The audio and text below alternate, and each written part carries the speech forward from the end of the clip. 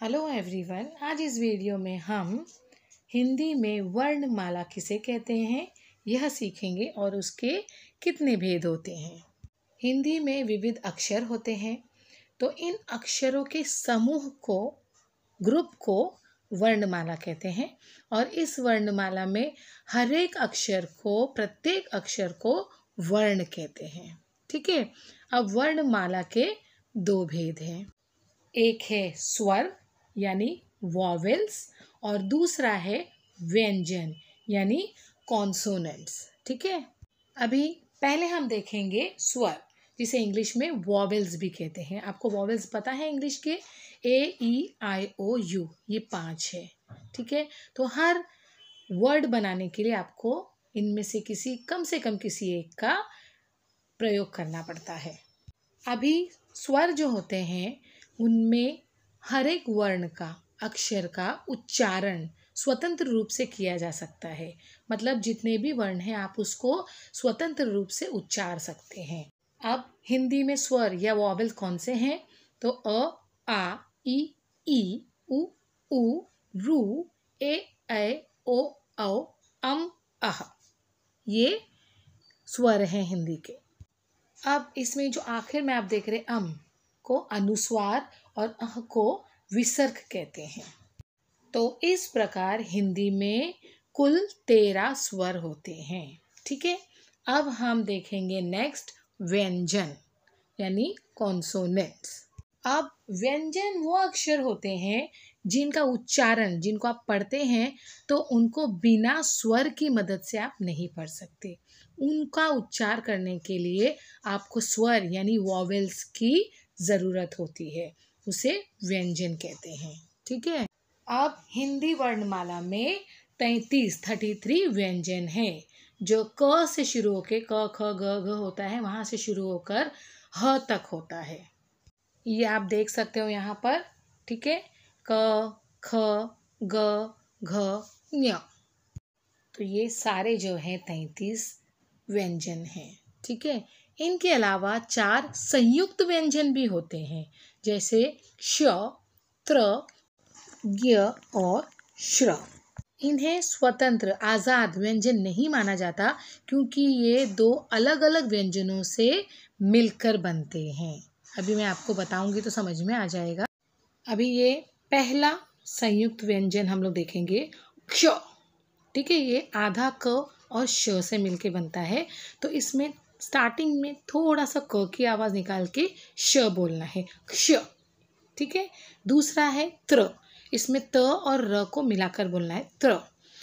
इसके बाद वाला जो उच्चारण है उसमें थोड़ा सा आपको ध्यान देना पड़ेगा।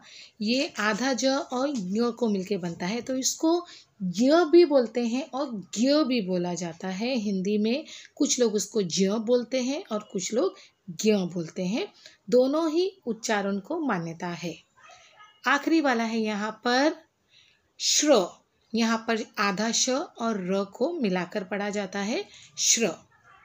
तो आशा है आपको वर्णमाला में स्वर और व्यंजन में संयुक्त अक्षर जो 4 है ये आपको अच्छी तरह से समझ में आ गए होंगे। चलिए अब इसके आगे हम इन वर्णों को और थोड़ा विस्तार से समझने की कोशिश करेंगे।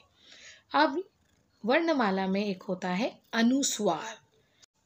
अनुस्वार जो होता है एक बिंदु होता है, डॉट, नुक्ता, जिसे अक्षर के ऊपर लगाया जाता है। ठीक है। उसे अनुस्वार कहते हैं, जैसे पतंग, हिंदी। इसके बाद दूसरा होता है चंद्र बिंदु।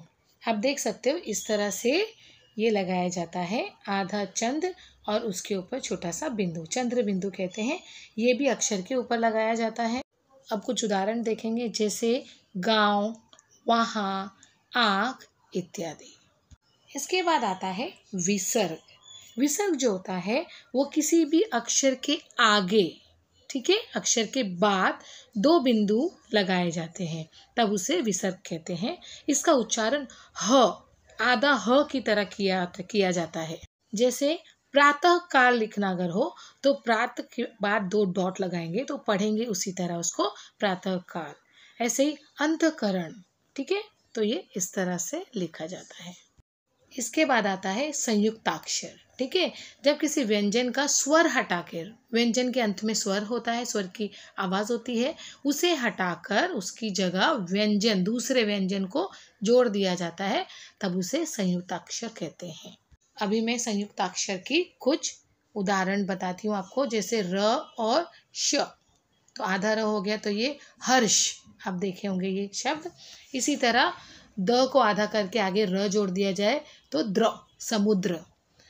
च है, उसको आधा करके छ जोड़ दिया जाए तो ये इसका प्रयोग होता है अच्छा लिखने में।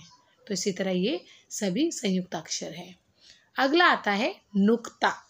नुक्ता जो है, इसका प्रयोग अरबी या फारसी शब्दों के उच्चारण में और उनको लिखने में किया जाता है ताकि उनके उच्चारण में शुद्धता आए। ठीक है, जैसे क, फ, ज, ख, इनके नीचे अगर एक बिंदु लगा दिया जाए तो ये नुक्ता कहलाता है। जैसे अभी यहाँ लिखा है आज़ाद। आज़ाद ये जो है, इसको जो के नीचे बिंदु लगा दिया जाएगा तो ये बन जाएगा आज़ाद। ठीक है। उसी तरह गजल, ये गजल लिखा है लेकिन अगर ज के नीचे नुक्ता लगा देंगे तो ये बन जाएगा गज़ल, जो अरबी में या उर्दू में, फारसी में ये सही उच्चारण है इसका। इसके बाद आता है विवृत। ठीक है, ये चंद्राकार होता है लेकिन इसके अंदर बिंदु नहीं लगाया जाता है।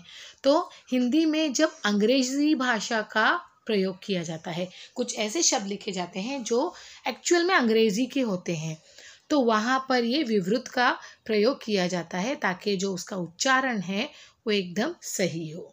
ये जो है विवृत का चिन्ह है, इसे विवृत कहते हैं।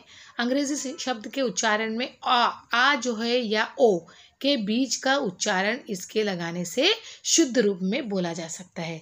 जैसे उदाहरण मैं बताती हूँ आपको, बॉक्स। अगर ये चिन्ह नहीं लगाया जाएगा तो हम इसको क्या पढ़ेंगे, बॉक्स। लेकिन अगर ये चिन्ह लगा देंगे तो ये इंग्लिश वर्ड बॉक्स पढ़ा जाएगा। इसी तरह डॉक्टर, इसको देखिए हम डॉक्टर पढ़ेंगे, लेकिन अगर इसके ऊपर हमने विवृत लगा दिया, उसका चिन्ह लगा दिया तो ये बन जाएगा डॉक्टर। इसी तरह चौक, हॉकी, ठीक है, ऑफिस इत्यादि शब्द अंग्रेजी के अच्छी तरह से उच्चारण करने के लिए उसमें विवृत अ लगाया जाता है। तो यहाँ पर हमारा ये वीडियो समाप्त होता है। आशा है आप लोगों को वर्णमाला और उसमें जो अलग अलग चीज़ें हैं वो अच्छी तरह से समझ में आ गई होंगी। वीडियो देखने के लिए धन्यवाद।